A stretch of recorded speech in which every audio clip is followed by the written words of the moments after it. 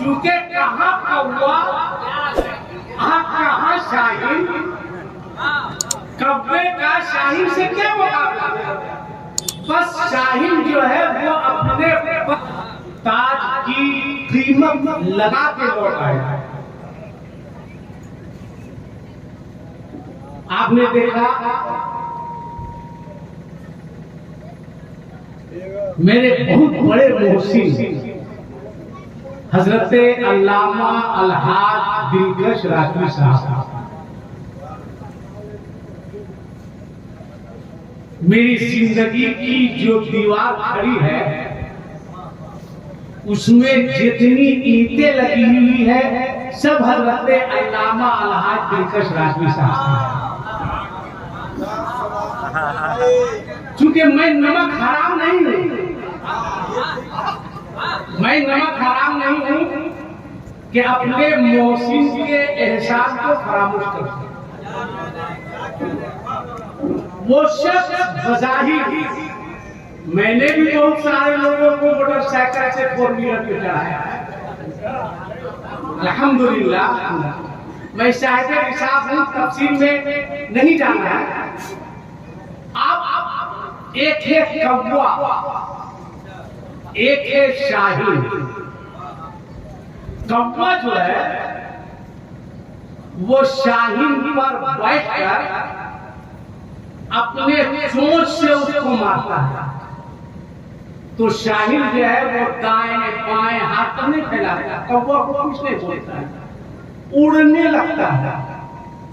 इतना उड़ता है, इतना उड़ता है, अपने परों को खोल देता है कि इतना ऊपर उड़ता है कि ऊपर जाने के बाद कौवा को ऑक्सीजन लेने में तकलीफ होती है और वो अपने गिर के मर जाता है। शाहीन को इसकी जरूरत नहीं पड़ती कि हम कौवा को मारे, इसकी जरूरत नहीं पड़ती है। चूंकि कहाँ कौवा कहाँ शाहीन, कौवे का शाहीन से क्या मुकाबला। बस शाहीन जो है वो अपने पर को खोल देता है, परवास को बढ़ा देता है।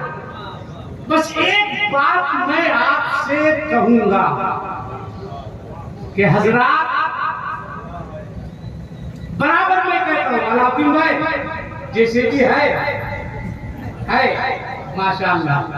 मैं एक बात आपसे कहूंगा बहुत संजीदा होकर, वैसे मैं चाहूं तो कुछ नाखा की सवाले जिंदगी लिख सकता नहीं, लिखेंगे। अभी वो वक्त नहीं आया, मैं वक्त दे रहा हूं कि आप कुछ सुधरिए, वरना सवाले जिंदगी लिखने पे मजबूर मत कीजिए। तो मैं याद कर रहा था कि कई वफादार बेटों ने अपने वालिद के नाम से इशाले सवाब की मजलिस सजाई है।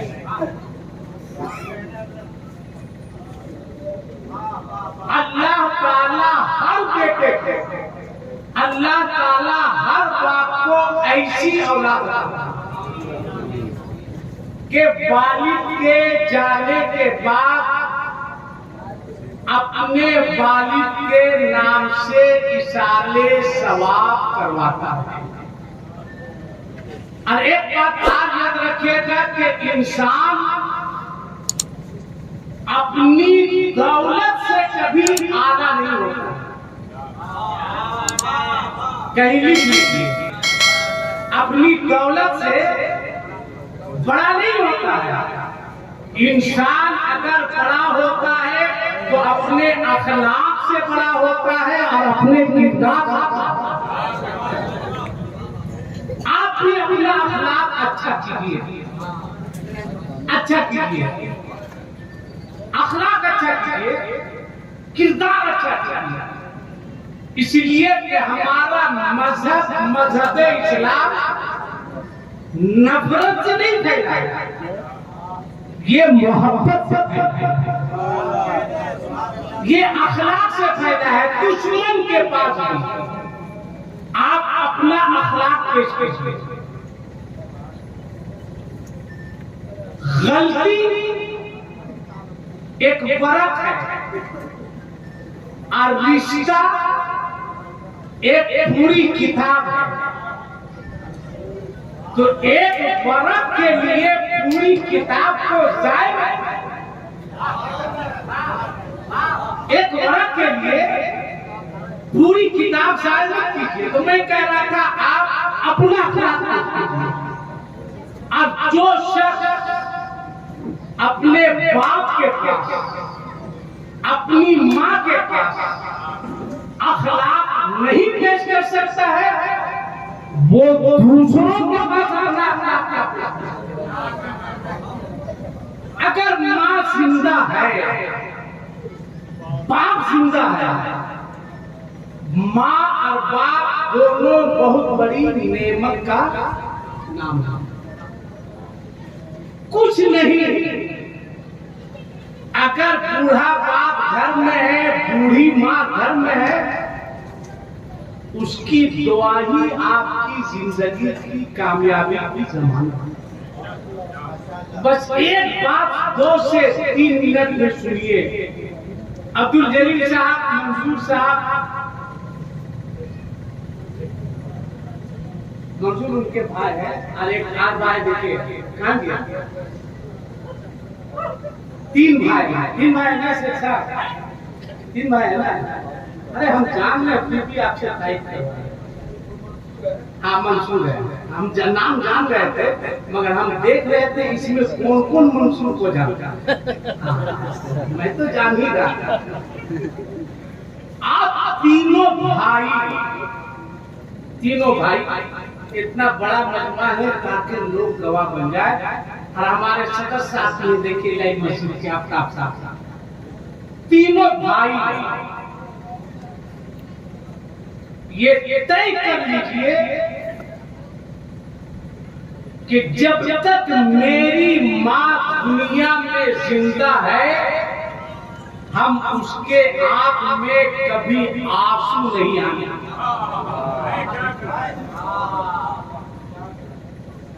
वरना याद रखिए, हाजी साहब लोग हज करने के लिए जा रहे हैं। बहुत पहले नसीर शाह साहब ने एक पोस्ट किया था कि कुछ लोग उम्रा करते हैं, कुछ लोग तमाशा, तो कुछ लोगों को ऐसे मिर्ची लगी जैसे लगा उसी को कह दिया। अबे कार का है हाजी साहब लोग हज करने जाते हैं। अब्दुल्ला इब्ने मुबारक नाम आ ही जाता है। हजरत अब्दुल्ला इब्ने मुबारक हज के लिए गए तो हज से फारिग हुए, सो गए कमरे में। सुनो, वो लोग सुने जो अपनी माँ को गालियां देते हैं। जलसे में नारा लगा लेना, गौस का दामन, खाजा का दामन, आला हजरत का दामन मार देंगे, फाड़ देंगे, चीर देंगे, आसान है। जलसे का मतलब है कि तुम्हें मैसेज दिया जाए, पैगाम दिया जाए, वरना सिर्फ हल्ला हंगामा से कोई फायदा नहीं। सुनो, जिसकी माँ जिंदा है वो सुने और वो भी सुने। मेरी माए बहने बेटियां काफी तादाद में है। हर घर में सास और बहू का झगड़ा, ना सास कम है ना बहू कम है, दोनों कम नहीं है। सास इसलिए चढ़ के रहती है कि मेरा घर पर रोग रहे, अब बहू सास पर इसलिए चढ़ के रहती है कि हम फ्री में नहीं आए हैं, मेरा बाप एक तो पैसा दिया, तुमको सहना होगा, तुमको भीख मंगे हो या मंगे हो। तो हर औरत सुने, हर मर्द सुने। बस 2 से 3 मिनट एक बात, इजाजत है ना? बोलो भाई, बोलो भाई, इजाजत है ना? चूंकि टॉप मोस्ट शायद लोगों को सुनना हजरत दिलबर शाही साहब, हजरत क्या नाम है नसीम साहब साहब गयावी और शमीम तेजी साहब, इन लोगों को सुनना है। अब बकिया लोगों को आप सुन सके। अब्दुल्ला इब्न मुबारक हज के लिए गए तो कमरे में आग लग गई और सुनो इस बात। देखा कि कोई चूंकि ये हज का मौका है इसलिए ये बात मुझको याद आ गई कि देखा कि कोई ऐलान करने वाला ऐलान कर रहा है कि अल्लाह ने सबके हज को कबूल किया मगर एक शख्स को छोड़कर। दीन से विदा हुए वो लोग ओरिजिनल हाजी हो गए। हज कर लिया तो कर लिया, हज के बाद कोई कराए नहीं, कोई कराए नहीं।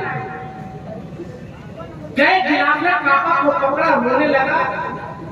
अब्दुल्ला इब्न मुबारक ने अर्ज किया कि परवरदिगारे आलम में मुनादी ने ऐलान किया कि अल्लाह ने सबके हज को कबूल किया, एक शख्स को छोड़कर कहीं वो एक शख्स मैं तो नहीं हूं। काबे का खिलाफ है, रो रहे। फिर देखा एक शख्स ऐलान कर रहा है कि अल्लाह ने सबके हज को कबूल किया, एक शख्स को छोड़कर। आपने पूछा वो एक शख्स कौन है तो आवाज आई उसका नाम मोहम्मद बिन हारून बल्खी है। आप वहां से चले, चलते चलते बल्ख में पहुंचे, लोगों से पूछा कि गौर से सुनना कि मोहम्मद बिन हारून बल्खी तो आप लोग जानते हैं। लोगों ने कहा वो जाओ जंगलों में मिलेंगे, या तो सजदे में होंगे या रुकू में होंगे, कुरान की तिलावत कर रहे होंगे, ज़ाल कतार हो रहे होंगे। खौफे इलाही से मोहम्मद बिन हारून बल्खी के बारे में जब सुना तो अब्दुल्ला इब्न मुबारक सोचने लगे इतना नेक, इतना मुत्तकी, इतना परहेजगार, आखिर इसका कसूर क्या है? क्या अल्लाह ने इसके हज को कबूल नहीं किया? चले जंगल में पूछते हुए पहुंचे, देखा मोहम्मद बिन हारून बल्खी सजदे में साल कतार हो रहे, सजदे से सर उठाया। अब्दुल्ला इब्न मुबारक ने कहा अस्सलाम वालेकुम मोहम्मद बिन हारून बल्खी। आप रोने लगे, कहा कि मैंने सलाम किया, आप रो रहे हैं। कहा लगता है अल्लाह ने इस साल भी किसी मुनादी के जरिए ये ऐलान फरमा दिया कि अल्लाह ने सबके हज को कबूल किया, मेरे हज को कबूल किया। अल्लाह रोने लगे साल। अब्दुल्ला इब्न मुबारक ने फरमाया कई साल से हज कर रहे हैं? कहा मैं 50 साल से हज कर रहा हूं मगर अल्लाह मेरे हज को कबूल नहीं किया। होश में आओ, होश में। बाप को गालियां देने वालों, मां को सताने वालों, होश में आओ। एक हज नहीं, 100 हज कर लो। अगर तुम्हारा बाप तुमसे नाराज है, तुम्हारी मां तुमसे नाराज है, अल्लाह ताला तुम्हारे हज को कभी कबूल नहीं करेगा। बोला कसूर किया है जहां से नया है। एक हाथ दिखाया दाया, सुनो दाया हाथ देखा इतना ही है, इतना नहीं है, आधा है। कहा क्या बात है? कहा मैं बहुत बड़ा शराबी था। वो भी सुनेंगे शराब पीता है, तारी पीता है, दारू पीता है, बेशर्मो, होश में आओ। कितना दिन जिंदा रहोगे तारी पीने वाला, शराब पीने वाला, मारी पीने वाला? कितना दिन जिंदा रहोगे बोलो? कौन चाहता था अभी बाला चौक में हादसा हुआ, हजारों लोग मारे गए। किसे पता था कि हम मर जाएंगे? किसे पता था मेरी ट्रेन टकरा जाएगी? उसमें दारू पीने वाले भी होंगे, शराब पीने वाले होंगे, कुछ ऐसे लोग भी होंगे जो सोचते हैं चलो कुछ दिन पी लेते हैं छोड़ देंगे। नहीं, तौबा करो, अभी से तौबा करो कि हम मर जाएंगे मगर तारी और शराब को अपने हाथ में कभी ले नहीं। बचाओ अपने मुआशरे को, बचाओ अपने मुआशरे को, ये जिम्मेदार लोगों की जरूरत है। मैं हाथ जोड़ूंगा तुमसे, बचाओ अपनी जिंदगी, तुम जीजिए। ये छोटे छोटे बच्चे हैं, ये नौजवान बच्चे हैं, कभी इन बच्चों के मुस्तकबिल के बारे में सोचा तुमने कि बाप बाबू के आएगा तो बेटे पर क्या असर करेगा? बचाओ इन बच्चों की जिंदगी को, बचाओ इन बच्चों के मुस्तकबिल को। हाथ जोड़े। मोहम्मद बिन हारून बल्खी ने कहा कि मैं शराबी था, शराब पी कर आया। मैंने कहा माँ भूख लगी है, खाना दे। माँ ने कहा बेटा ना नमाज पढ़ता है, ना रमजान में रोजा रखता है, ना कुरान की तिलावत करता है, खाली खाना करता है। रुक जा, ठहर जा, ये देख चूल्हे जला रही हूँ, आटा गूंथती हूँ, रोटी पक जाएगी तो तुझे रोटी दूंगी, खा लेना। का नहीं, अभी इसी वक्त चाहिए, भूख लगी है, ना खाना दे। वो नहीं बोल रहे थे, शराब का नशा बोल रहा था। सुनो शराबियों, तारीफ पीने वालों, सुनो, मैं हाथ बोल लेता हूँ। मुझको कतई इसकी फिक्र नहीं कि कोई मिलाद में बुलाए ना बुलाए, जलसा दे ना दे, कोई मतलब नहीं। मैं जानता हूँ रिज़्क़ का मालिक दुनियादार नहीं है, मेरा परवरदिगार है। वो रज़्ज़ाक़ है, पैदा किया है, रिज़्क़ देगा। इसलिए जलसा हो, मिलाद हो, जुमा हो, हाथ मत दो।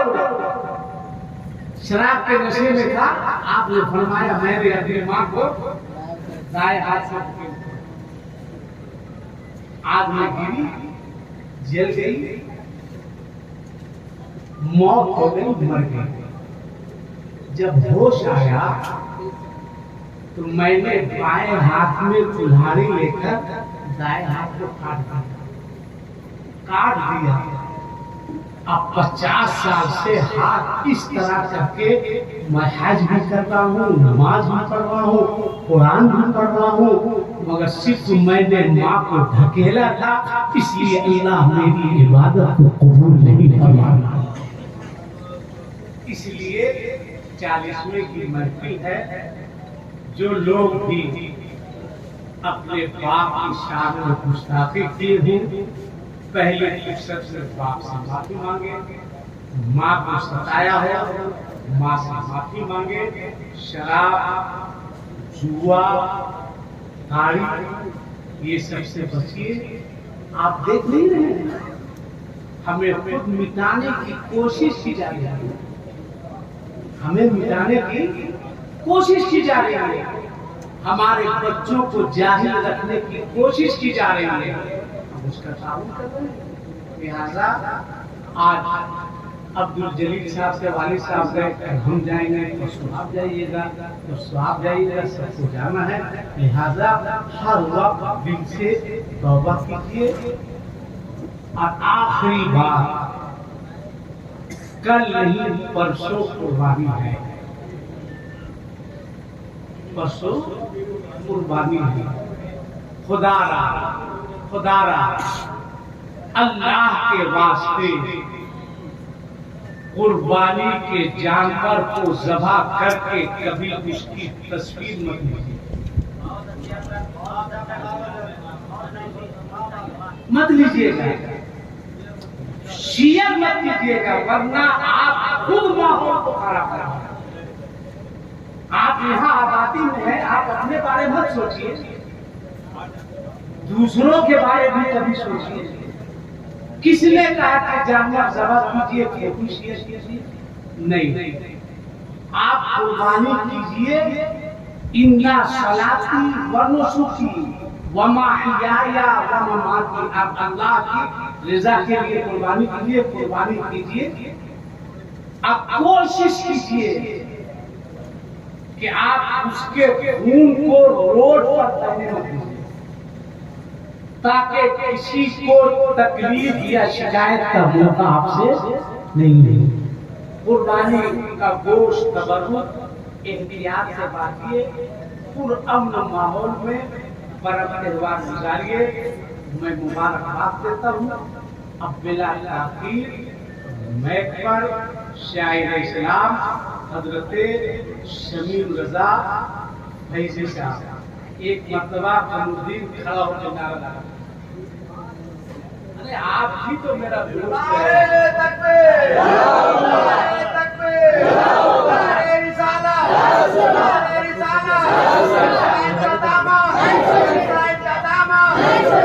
माशाअल्लाह। इसलिए मैं नारा लगा दिया ताकि शायर पढ़े तो कोई खड़ा होकर मैक से नारा लगा के पैर मरवा दे।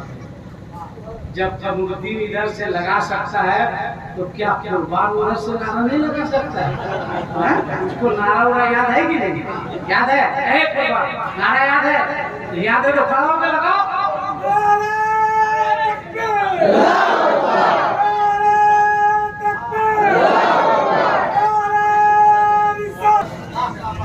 इतना अच्छा मजमा है, इतना अच्छा मजमा है, इतना अच्छा मजमा है कि अल्हम्दुलिल्लाह ताहते निगाह आप सुकून से बैठे लगातार इंशाअल्लाह शमीम फैजी साहब पढ़ेंगे, नसीम शहरी साहब पढ़ेंगे, उसके बाद मौलाना नाफी साहब की तकरीर होगी, फिर हमारे हजरत दिलकश राठी साहब पढ़ेंगे, फिर हजरत दिलबर शाही साहब पढ़ेंगे। मैं किसका नाम है?